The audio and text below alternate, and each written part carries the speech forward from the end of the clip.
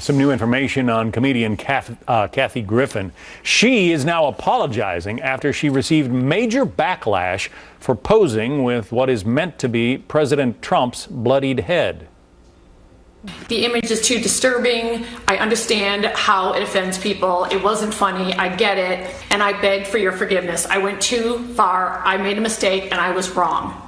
Well, the president responded to the posting of that controversial video, tweeting, quote, "Kathy Griffin should be ashamed of herself. My children, especially my 11-year-old son, Barron, are having a hard time with this. Sick." So could this post land Kathy Griffin in some legal trouble? Let's ask our legal panel.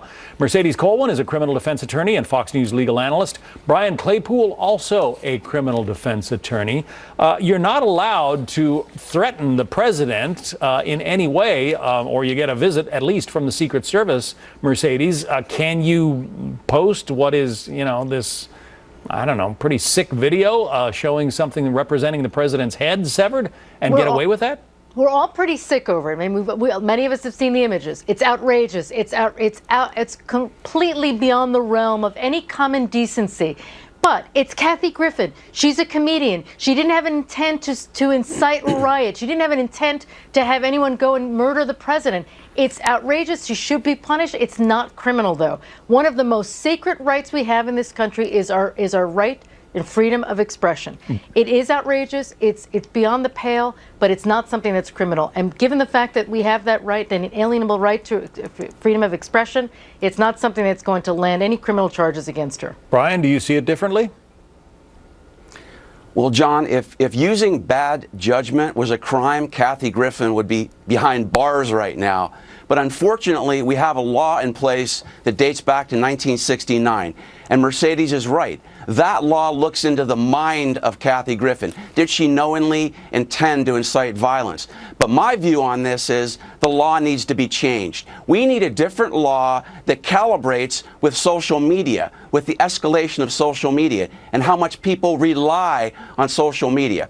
This is a public figure who's often on talk shows, who's a comedian, who has tons and millions of followers. So when she is doing something like this, John, I think the law should be different. I think it should say inciting violence should be measured by how many people out there might rely upon this, might be adversely impacted by this, and might actually do something bad and try to harm the president because they see a public figure endorsing such nefarious behavior. So if we get a change in law, then this might stop offensive actions like this. Mercedes, the law reads you cannot threaten to take the life of, to kidnap or inflict bodily harm upon an official like the president. Holding up a fake severed head doesn't cross that threshold?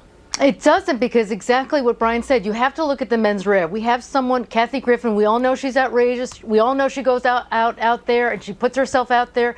We know that she's caused a lot of controversy in the back. So you have to look at her as a person, as the public persona she is, and know. And so she says, look, this is my expression. It was something that I didn't want, that I didn't mean to cause any harm. I certainly did. I know I offended people, and I'm so sorry that I did. Given all that, there's no way that it is going to end up in criminal charges. Give her credit for at least issuing what appears to be a heartfelt apology. Mercedes Colwin, Brian Claypool, we have to leave it there. Thank you both. Thank you. And we're back with more happening now in just a moment.